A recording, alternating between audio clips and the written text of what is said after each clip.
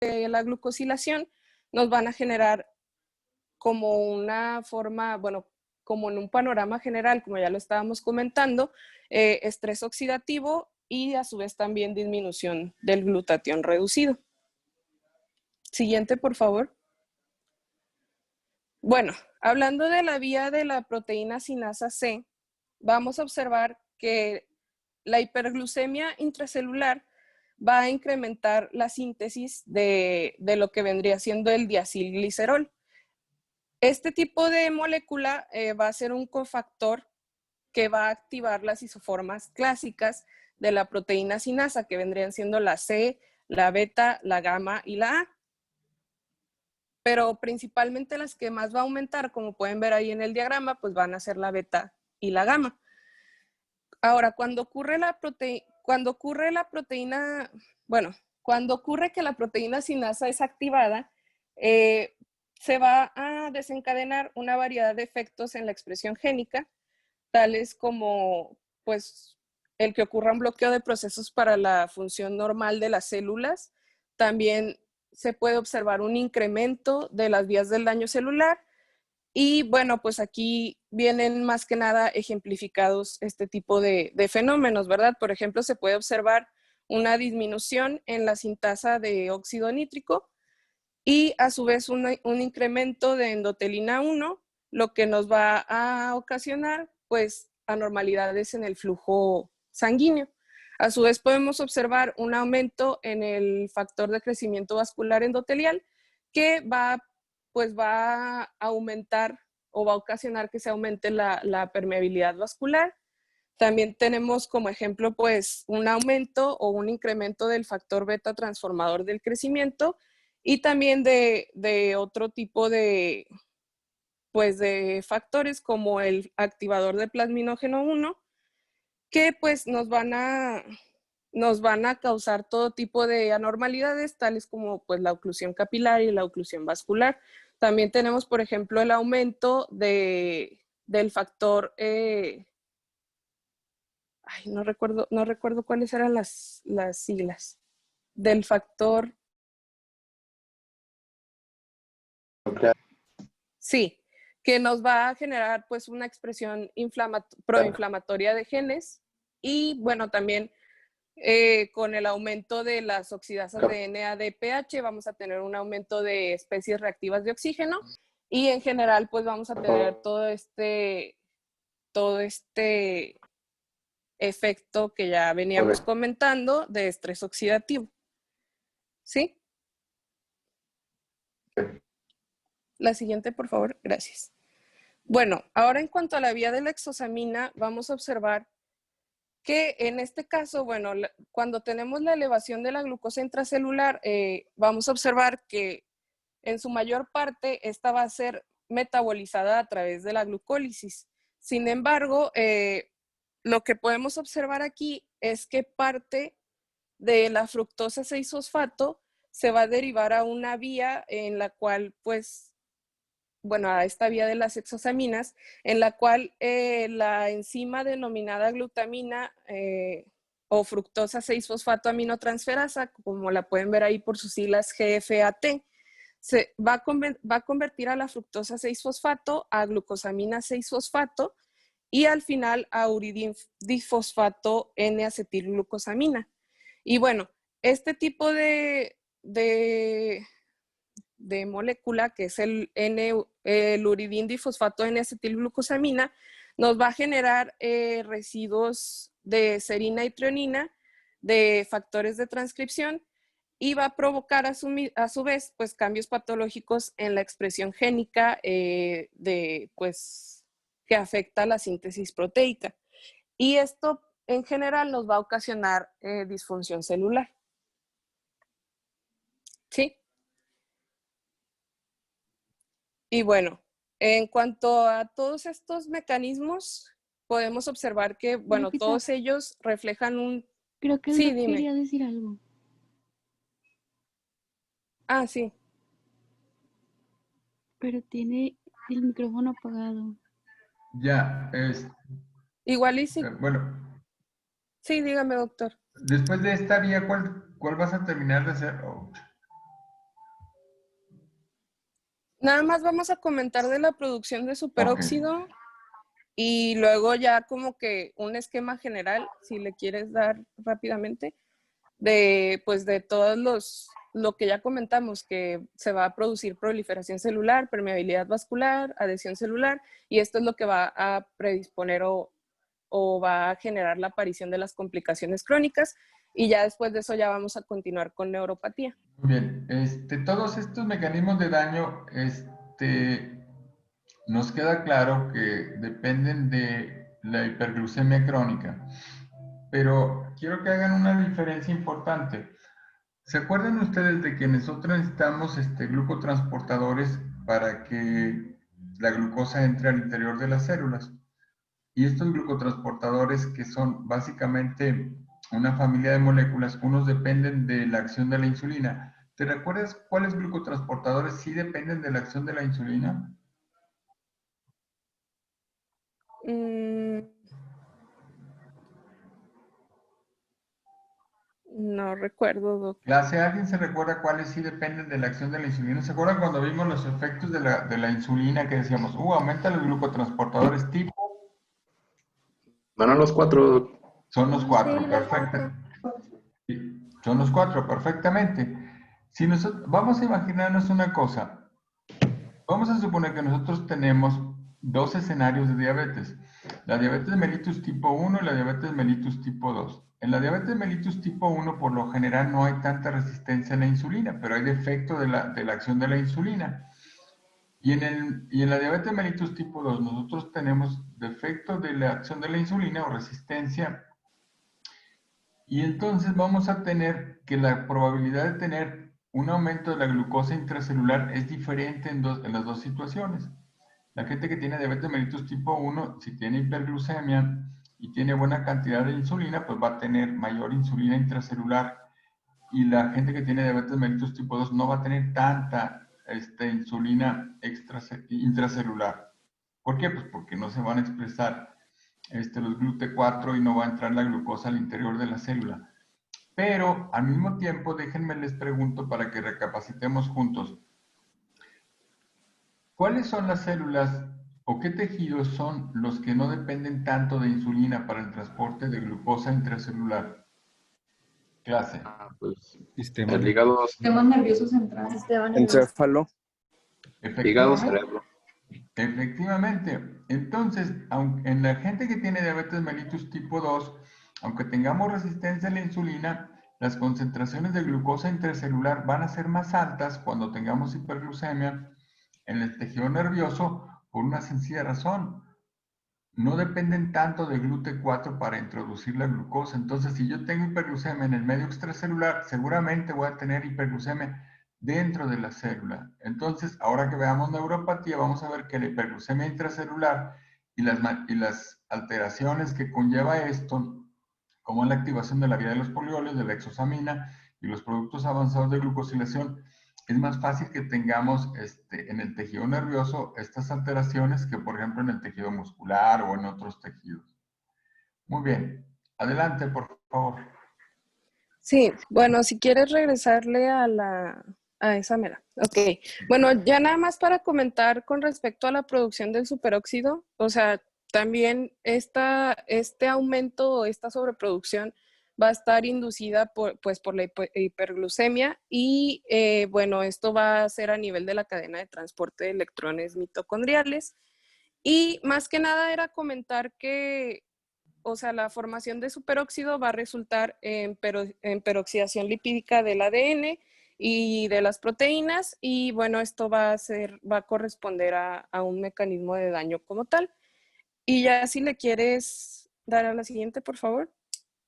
Pues ya aquí nada más tenemos como que una recapitulación de todos los mecanismos o de todas estas vías que ocasionan daño a nivel, bueno, en cuanto a las complicaciones crónicas microvasculares y también pues los efectos que vamos a tener: proliferación celular, permeabilidad vascular, adhesión celular, también pues daño a la funcionalidad celular y estrés oxidativo como tal, que es lo que va a generar pues todas estas complicaciones. Y bueno, Ahora vamos a continuar con la neuropatía diabética. En cuanto a su epidemiología, vamos a tener que la neuropatía periférica y autonómica o autónoma, que son las dos que vamos a ver, son las dos complicaciones más comunes de ambos tipos de diabetes. Y a su vez vamos a tener que hasta un 50% de los pacientes con diabetes de tipo 2 van a verse afectados.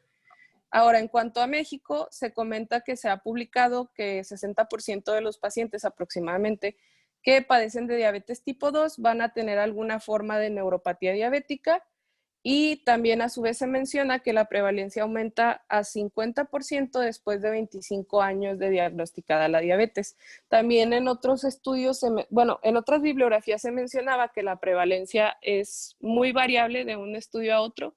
Puede llegar a variar, inclusive se mencionaba que desde un 10% hasta un 90%.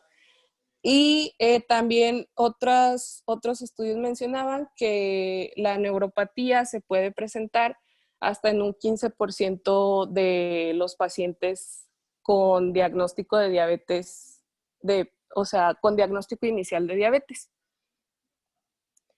Y bueno, continuando, tenemos que la neuropatía periférica como tal, que es la que yo les voy a exponer, se va a definir como la presencia de signos y síntomas de disfunción de los nervios periféricos debido a la pérdida progresiva de las fibras nerviosas. Vamos a observar que aquí claramente pues afectan todas las vías de daño que ya veníamos comentando en cuanto a la fisiopatología, pero también tenemos la presencia de factores vasculares y de factores inflamatorios. Vamos a observar que en este caso de neuropatía, bueno, se va a generar insuficiencia microvascular por una isquemia absoluta o relativa, que va a implicar alteraciones en la función de los vasos sanguíneos, tanto endoneurales como epineurales. Y a su vez va a ocurrir un engrosamiento de la pared de los vasos sanguíneos y una oclusión. Y también se ha demostrado, en conjunto a la disminución del flujo sanguíneo, que se puede presentar aumento de la resistencia vascular, descenso de la presión de oxígeno, pérdida de la barrera de la carga aniónica y reducción de la selectividad de la misma. Y a su vez vamos a observar que los factores vasculares se manifiestan en forma evidente en un tipo de neuropatía que corresponde a la parálisis del tercer nervio craneano, como ya lo vamos a comentar posteriormente. Eso es como que muy, muy característico. Y bueno, en cuanto a los factores inflamatorios, vamos a tener que la inflamación se va a desencadenar por una cascada de factores que ya habíamos estado comentando, que va a haber sobreproducción de factores pues, de citocinas proinflamatorias, quimiosinas, moléculas de adhesión, que todo esto pues nos va a ir generando un tipo de inflamación crónica característica de los sitios de las complicaciones diabéticas.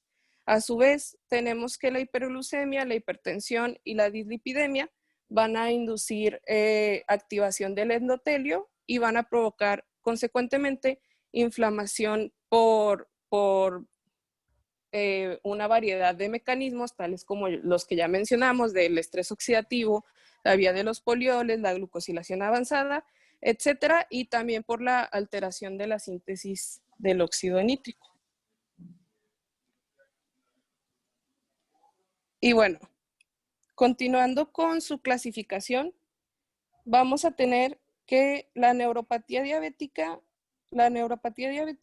periférica, principalmente la podemos dividir en un inicio por una neuropatía subclínica, que va a ser principalmente determinada por anomalías en las pruebas sensitivas electrodiagnósticas y cuantitativas, y por una neuropatía clínica, ya sea difusa o focal.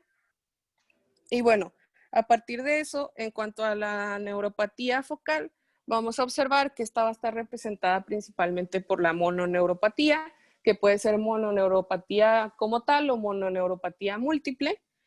Y la neuropatía diabética difusa va a estar representada principalmente por la polineuropatía distal simétrica, que es a lo que por lo general se le conoce como la neuropatía diabética periférica, y por la neuropatía motora proximal.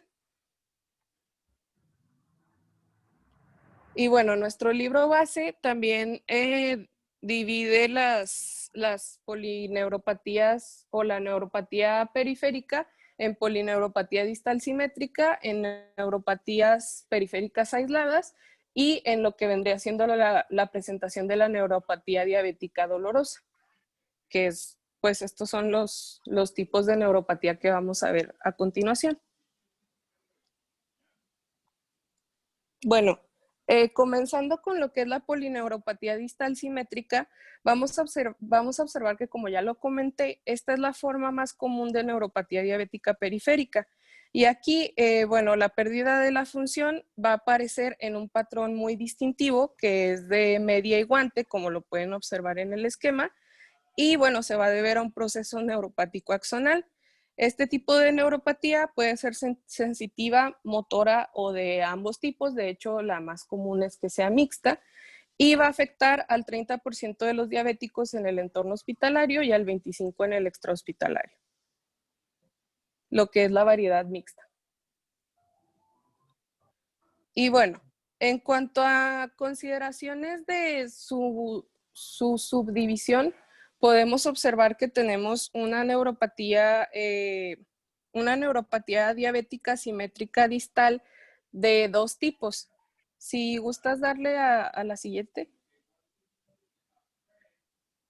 Tenemos una neuropatía que va a ser por fibras grandes y otra por fibras pequeñas.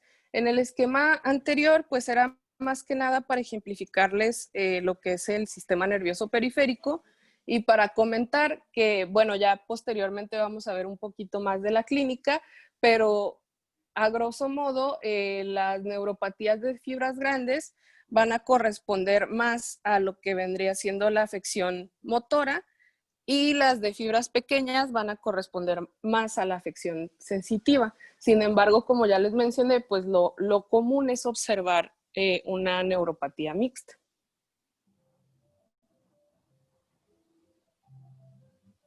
Y bueno, de forma general, antes de describir las manifestaciones clínicas, tanto de la de fibras grandes como de la de fibras pequeñas, vamos a tener que este tipo de neuropatía se va a presentar, bueno, en este tipo de neuropatía se va a presentar primero la afectación sensorial sobre la motora.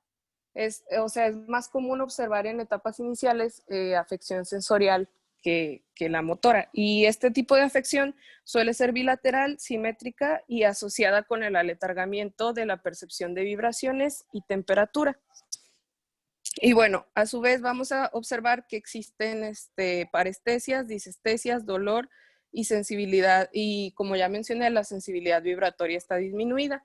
Y la intensidad del dolor va a ser variable pues de acuerdo a la evolución y de acuerdo a la extensión del daño hacia las fibras, si es de fibras grandes, si es de fibras pequeñas, si es mixta.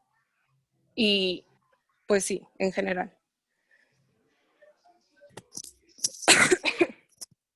Bueno,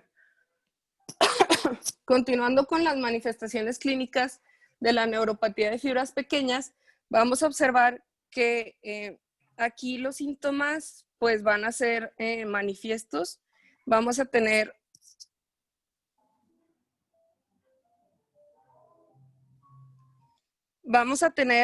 que el dolor va a ser inducido por fibras de tipo C y se va a presentar una sensación de ardor que va a ser superficial y asociado a alodinia. Y bueno, también se puede observar que los pacientes van a presentar disminución del sudor, piel seca, alteración de la actividad vasomotora y también del flujo sanguíneo, y también pueden presentar pies fríos. Ahora, también se menciona que en la fase tardía de estas neuropatías se puede producir hipoalgesia. Y bueno, la característica aquí es que los reflejos y la fuerza motora se van a mantener básicamente intactos, porque es de fibras pequeñas. Y bueno, particularmente en este tipo de neuropatía vamos a observar que el diagnóstico clínico se establece por sensibilidad reducida a 1 gramo en el monofilamento de Siemens-Weinstein, que que se los voy a enseñar y a comentar un poco más adelante. Y también se puede diagnosticar por disminución de la sensibilidad a la punción evaluada con la rueda de Wartenberg o algún tipo de instrumento similar. Y bueno, también se menciona que este tipo de neuropatías van a ser electrofisiológicamente asintomáticas, pero algo característico es que en ellas hay una pérdida de fibras nerviosas cutáneas. Siguiente, por favor. Y bueno, continuando con la neuropatía de fibras grandes, vamos a observar que este tipo de neuropatía pues va a afectar a los nervios tanto sensitivos como motores o a ambos. Y aquí, bueno, se tienden a generar más, bueno, sí, se menciona la bibliografía que se tienden a generar más signos que síntomas.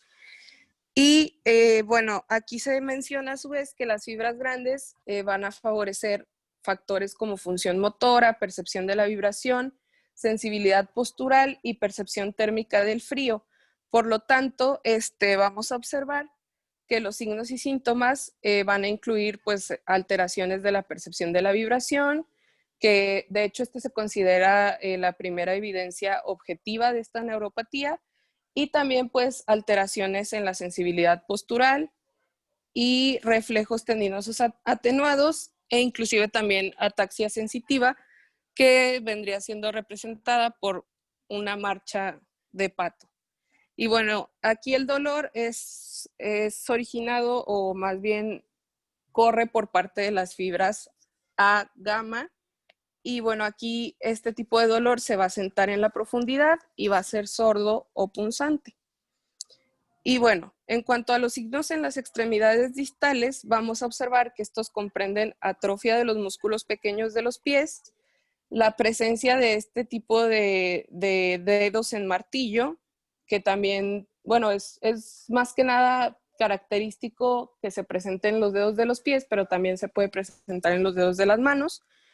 Y bueno, también se puede presentar debilidad de pies, acortamiento del tendón de Aquiles, que nos va a dar esta disposición de pie equino. Y también puede haber un aumento del flujo sanguíneo, lo que nos va a generar pues un pie caliente.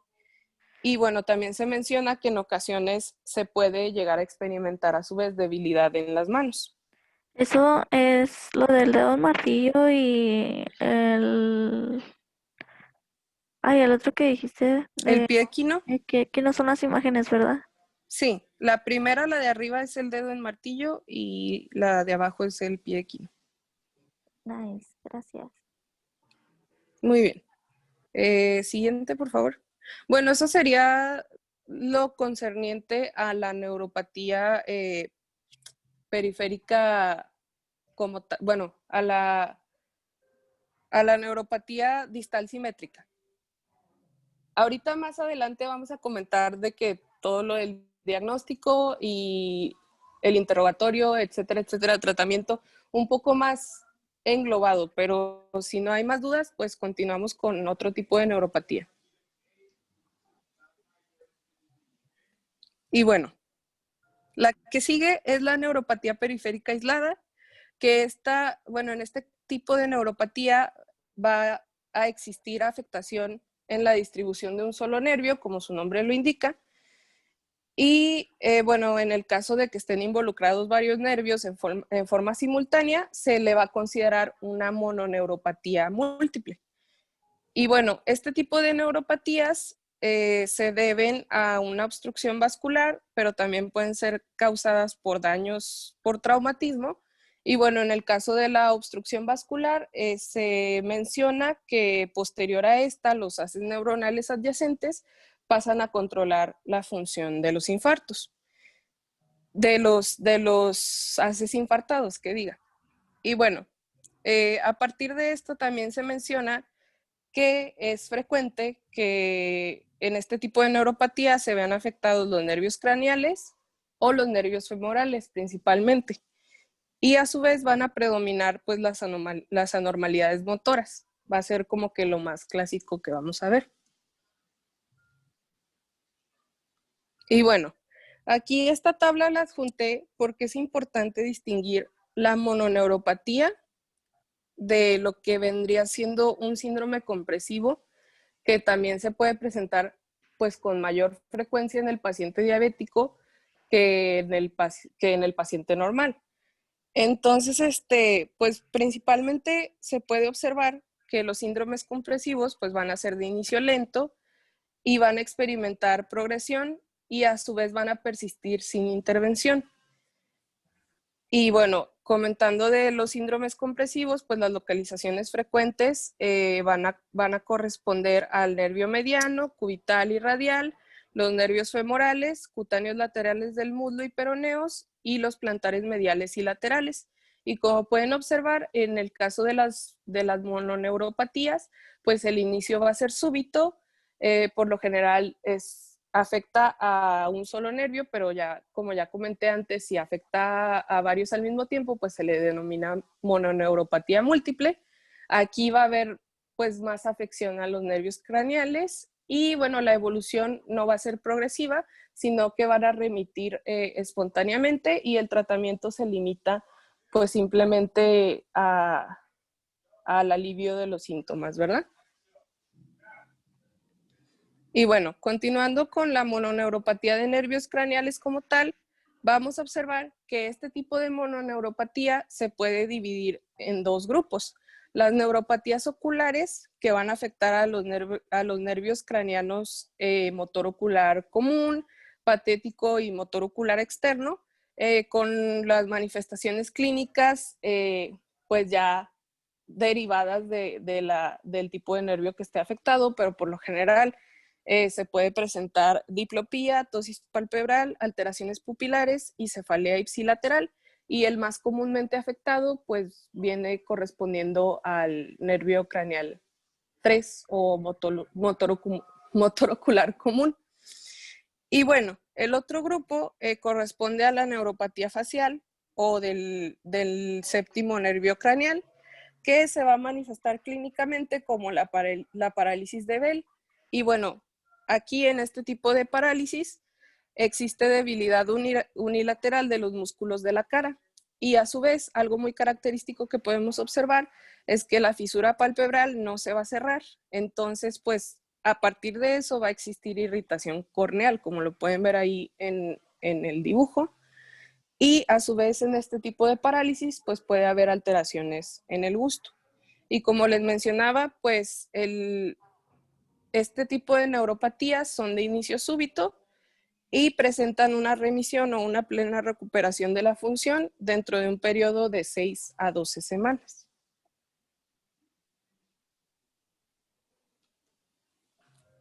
Continuando con la amiotrofia diabética, vamos a observar que esta se va a denominar también neuropatía motora proximal.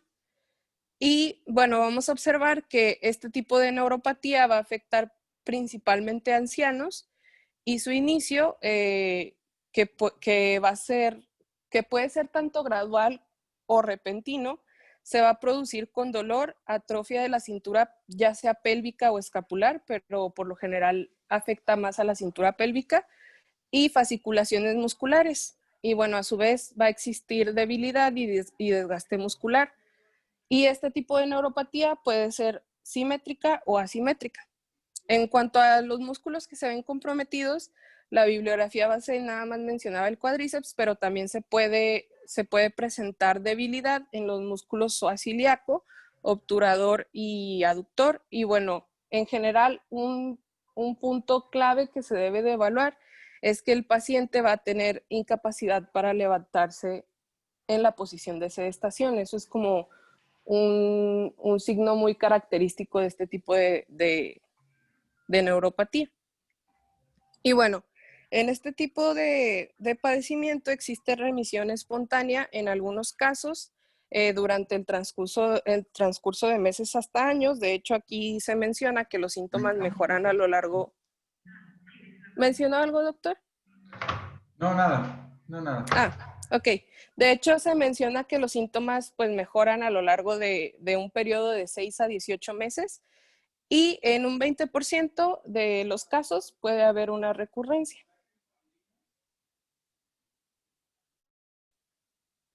Y bueno, continuamos con esta variante de la neuropatía, que es la neuropatía diabética dolorosa, que bueno, cabe mencionar que en conjunto alrededor del 10% de los pacientes diabéticos experimentan dolor persistente por neuropatía.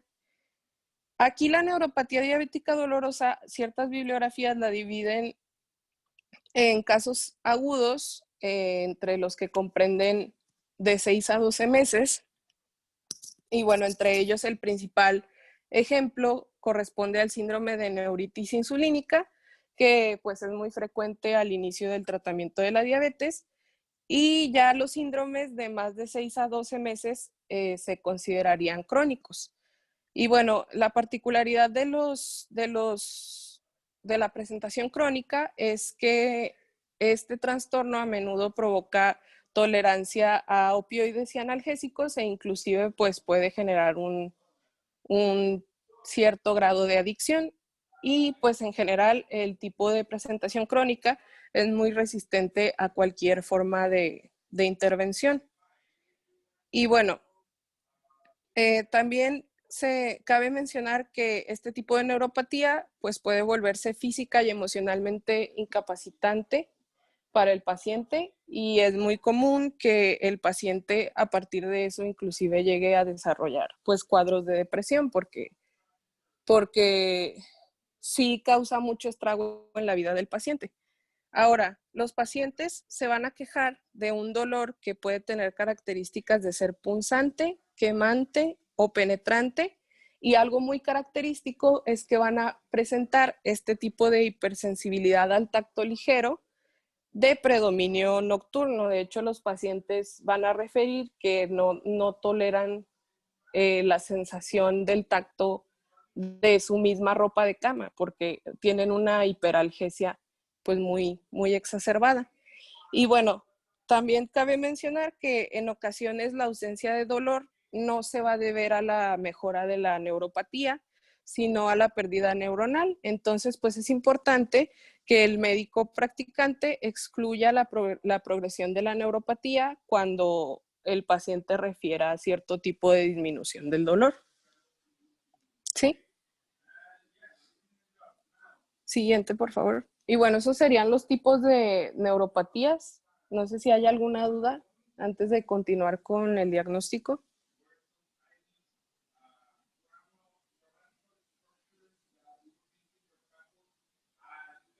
¿No? Bueno. Ok. Entonces, en cuanto al diagnóstico, comenzando con el interrogatorio, tenemos que dirigir un interrogatorio adecuado que vaya orientado hacia la presencia del dolor, la presencia de parestesias, ya sean ardores, sensación de quemadura, disestesias, calambres, sensación inclusive como de descargas eléctricas. Y también se debe de referir la falta de fuerza muscular. Todo esto nos puede orientar hacia el diagnóstico de la neuropatía diabética. A su vez, se deben de investigar las manifestaciones características pues, de cada tipo de neuropatía diabética como tal, o sea, de las que ya les estuve comentando, porque si se dan cuenta, pues sí son variables entre sí, entonces todo esto se tiene que tomar a consideración. Bueno, también respecto a los nervios craneales, la lesión puede ser muy evidente e inclusive puede significar el motivo de consulta. O sea, esto claramente pues depende del sitio afectado y también a partir de eso pues depende, más bien se presentarán las manifestaciones clínicas que ya estuvimos describiendo. Es muy común que el paciente acuda a consulta por una lesión de nervio craneal. Y bueno, también uno de los aspectos fundamentales es el dolor que causa deterioro en la calidad de vida, como ya les había mencionado. Si el paciente refiere que pues hay disminución de la calidad de vida y que también puede existir por ahí algún trastorno depresivo, pues eso también nos orienta hacia una neuropatía diabética periférica. Y bueno, inclusive se menciona que algunos pacientes llegan a considerar este tipo de dolor como una carga que pues va a influir considerablemente en sus actividades cotidianas. Siguiente, por favor. Y bueno, en cuanto a la exploración física, tenemos que se deben de considerar todos los aspectos que les manejo aquí en la diapositiva. Empezando con la fuerza muscular, pues se deben de revisar los grupos musculares en búsqueda pues, de atrofia, hipotrofia y también evaluando el tono muscular. Y pues una manera sencilla para evaluar o valorar esto es pidiéndole al paciente que apriete la mano del explorador y comparar ambas manos. O sea, eso es una forma muy, muy simple de evaluarlo. A su vez, también tenemos que explorar los reflejos de estiramiento muscular. Los que principalmente se exploran corresponderían pues al aquilio y al patelar. Y bueno, en cuanto a las pruebas táctiles, vamos a observar que estas se pueden realizar con diversos instrumentos, como ya les había comentado un poquito en diapositivas pasadas. El principal descrito en la literatura corresponde al monofilamento de 10G de Siemens-Weinstein. Y bueno, este tipo de monofilamento, como lo pueden ver en su esquina superior derecha, se va a presionar a través de la piel en la zona que deseamos evaluar. Por lo general, las regiones a evaluar corresponden a la región plantar en el nivel de la cabeza de los metatarsianos 1, 3 y 5 y en el talón. Y lo que se espera es que el paciente pues sienta este tipo de presión. Y bueno, otra prueba es la percepción de la vibración utilizando un diapasón de 128 Hz. Y bueno, en esta prueba se va a aplicar el diapasón después de percutirlo en lo que vendrían siendo las eminencias óseas del pie, ya sea en los malleolos, en el talón como tal o en la articulación metatarsofalángica del primer dedo. Y aquí pues se le pide al paciente que identifique cuándo deja de percibir esta vibración y se menciona que en condiciones normales, pues entre el explorador y el paciente no debe de existir una diferencia mayor de 5 segundos aproximadamente. Si se prolonga este tiempo, se considera pues una prueba positiva que nos va a demostrar pues un retardo o desaparición de la propiocepción y va a traducir una lesión o va a significar una lesión, perdón, de las fibras nerviosas largas. Y bueno, también se pueden realizar otras pruebas táctiles como la que tenemos al ladito del monofilamento que corresponde a un neuropen o también la rueda que les venía comentando en diapositivas pasadas, que ahí la pueden observar bastante bien. Y entre otras pruebas que podemos realizar, pues son la de sensibilidad térmica, obviamente con objetos de diversas temperaturas, sin lesionar al paciente. Y bueno, pues cabe mencionar que también el diagnóstico se debe de realizar principalmente a partir de las manifestaciones clínicas. Sin embargo, pues cuando se trata de casos subclínicos, en dado caso de que se desee confirmar el diagnóstico, pues se hacen estudios ya dentro del electrodiagnóstico que corresponden pues a la velocidad de conducción nerviosa, a la electromiografía, entre otros, que pues ya nos orientan un poquito más con respecto a estos padecimientos. Pero por lo general no es necesario aplicarlos porque el diagnóstico es principalmente clínico. Siguiente, por favor. Y bueno, si no hay ninguna duda, continuamos con el tratamiento. ¿No hay ninguna duda? No, ¿verdad? No. Bueno, continuando con el tratamiento, en todos los casos el control metabólico es lo más importante. Se debe de controlar tanto la hiperglucemia como la hiperlipidemia o la dislipidemia y los valores de presión arterial o la hipertensión arterial. Esto más que nada pues con la finalidad de retardar el desarrollo de todo este tipo de complicaciones.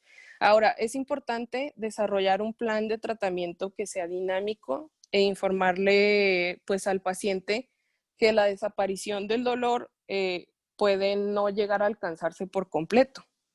Y también se menciona que en casos de descontrol metabólico agudo, las manifestaciones pueden llegar a presentarse de una forma grave, pero una vez que se corrija el descontrol metabólico, este tipo de manifestaciones, o más bien su intensidad, puede llegar a remitir. Siguiente, por favor. En cuanto a unas estrategias generales de manejo, pues es conveniente estimular el abordaje básico de las neuropatías por el propio paciente. O sea, es importante inculcar la educación al paciente, que comprenda pues medidas de protección de sus pies sobre todo, y que sean medidas tanto de protección como de prevención de, en este caso, de callosidades o de úlceras. Y bueno, algunas de estas corresponden pues al uso de medias y calcetines acolchados, a que el paciente se inspeccione los pies. Para esto puede utilizar un espejo, eso sería a diario, la inspección de los pies. También la selección de un calzado apropiado que no quede justo o apretado. A su vez, pues estarlo supervisando el calzado para que no se encuentre ningún tipo de objeto extraño que pueda entrar ahí y lesionar al paciente. Y también pues inculcarle que no debe de andar descalzo en ningún momento, en ningún lugar. Y a su vez pues tampoco pisar superficies recalentadas por el sol o tomar baños calientes, o inclusive dormir con los pies cerca de una fuente de calor. Y bueno, también otro tipo de recomendación sobre el cuidado de los pies corresponde al uso de cremas pues emolientes para que se retenga la humedad en la piel y se eviten todo este tipo de lesiones de grietas, callosidades que puedan conllevar la presencia de infecciones. Siguiente, por favor. Y bueno, en cuanto al tratamiento farmacológico, tenemos ciertas recomendaciones de la bibliografía. Cabe mencionar que, como les había comentado, que es importante desarrollar un tratamiento dinámico y también informarle al paciente acerca de su dolor. Bueno, se puede considerar que en casos de bueno, no, a ver, no, permítanme, se me fue la idea. Bueno, se puede considerar que de forma inicial se puede emplear el uso de fármacos como el acetaminofén o los antiinflamatorios no esteroideos como una medida pues inicial para tratar el dolor. Sin embargo, cuando el dolor ya tiene unas características pues más crónicas o de mayor intensidad, pues ya se recomiendan este tipo de fármacos que tengo enlistados aquí. Por ejemplo, en la categoría de los anticonvulsivantes, el que tiene mejor recomendación corresponde a la pregabalina. Aquí en este caso, pues la dosis sugerida sería de 300 a 600 miligramos por día. Sin embargo, pues también se puede administrar gabapentina de 600 a 900 miligramos por día, y también las bibliografías mencionan el valproato de sodio de 500 a 1200 miligramos por día. En cuanto a los antidepresivos, se recomienda la venlafaxina de 75 a 225 miligramos por día, la duloxetina de 60 a 120 miligramos por día y la amitriptilina de 25 a 100 miligramos por día.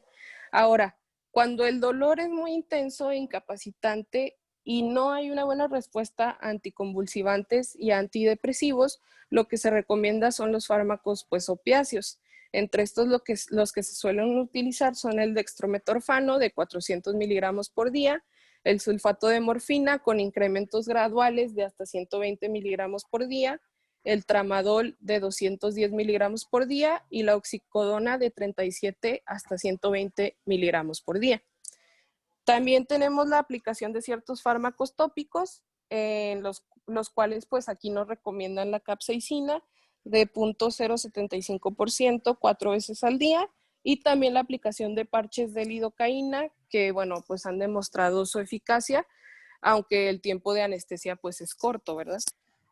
Y en cuanto a otro tipo de abordaje de tratamiento terapéutico, también tenemos la estimulación eléctrica percutánea, que puede ser de un periodo de 3 a 4 semanas. Sin embargo, no se ha demostrado mucho su utilidad. Entonces, por eso no la incluí en la diapositiva. Y bueno, el siguiente esquema corresponde pues más que nada a lo que ya les mencioné, al abordaje terapéutico, principalmente, bueno, farmacológico. Y pues aquí pueden ver que depende del tipo de neuropatía que se presente, depende también de los signos y síntomas que presente el paciente. Y pueden observar que pues aquí están todas, bueno, la gran mayoría de los ejemplos de fármacos que les comenté. ¿Sí?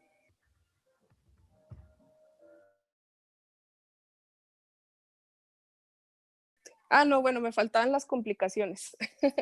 En cuanto a la neuropatía periférica, vamos a observar que cuando esta no se detecta ni se trata en forma oportuna, las alteraciones de la sensibilidad y los problemas vasculares pues nos pueden ocasionar principalmente lo que son la presencia de estas callosidades y de úlceras en los pies que pueden resultar posteriormente en las complicaciones de pie diabético o de osteoartropatía de Charcot. Ajá.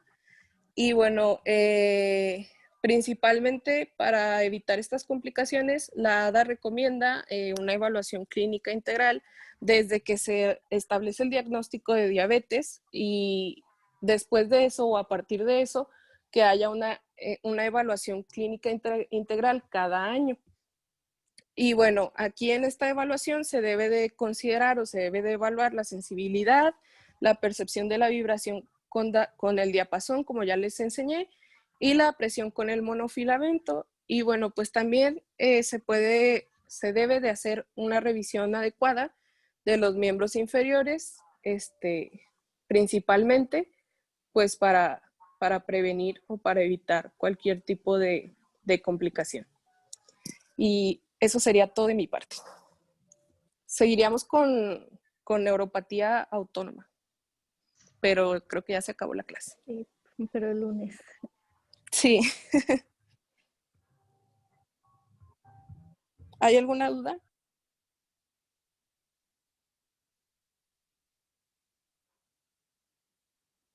No repite todo muy bien. Bueno, Oye, no sé sí, si el oye, los doctor... dedos de martillo de que regresan o sea, sí se puede corregir o así se queda ya para siempre. No lo investigué a fondo, creo, pero hasta donde tenía entendido el tratamiento era quirúrgico, pero no estoy muy segura. El tratamiento de la deformidad de la artropatía de Charcot es quirúrgico y con muy malos resultados. Por eso la prevención es muy importante. Hay que ser muy prudentes con el uso del tiempo para las exposiciones porque ya se quedó trunco todo lo de la neuropatía autonómica. Y bueno, varios comentarios acerca de neuropatía. Me voy a robar 2 minutos nada más y voy a hablar muy a prisa. Las complicaciones de la diabetes, las complicaciones crónicas se dividen en microangiopatía porque son daños de los vasos capilares, que son la retina, los vasos capilares, la nefropatía, que es el glomérulo, que son vasos capilares, y los vasa nervorum en la neuropatía, por eso se llaman complicaciones microangiopáticas. Faltó comentar un poquito más de la importancia de la génesis de la neuropatía de la vía de los polioles, porque hace muchos años se trató de establecer tratamiento con un inhibidor de aldosa reductasa, que es uno de los pasos limitantes del aumento de los polioles intracelulares. No funcionó como tal, pero era una buena intención. Y las alteraciones metabólicas dentro de las mitocondrias de las fibras nerviosas sí tienen un tratamiento que es el ácido tióctico o tioctacid, que también faltó de mencionar. El tratamiento sintomático de la neuropatía es básicamente la neuropatía que es dolorosa. No hay síntomas, otros síntomas que tratar. Todos los fármacos que dijiste, de anticonvulsivantes y antidepresivos y analgésicos, tratan únicamente la neuropatía somatosensorial dolorosa. Otras alteraciones de la neuropatía motora tienen que ver con otro tipo de tratamientos, que es la medicina física y rehabilitación, adecuar las posturas y ejercicios especiales. La deformidad articular de los pies es consecuencia de una neuropatía. Cuando veamos pie diabético, vamos a ver que el pie diabético es una complicación crónica donde convergen prácticamente todas las complicaciones, porque son deformidad articular y formación de zonas nuevas de creación de presión que dan origen a callos y úlceras. La microangiopatía propiamente, que disminuye el aporte de oxígeno a las células y causan isquemia y disminución de los leucocitos y migración, y por eso se infectan, y disminución de la concentración de los antibióticos en las úlceras. Cuando hablaste de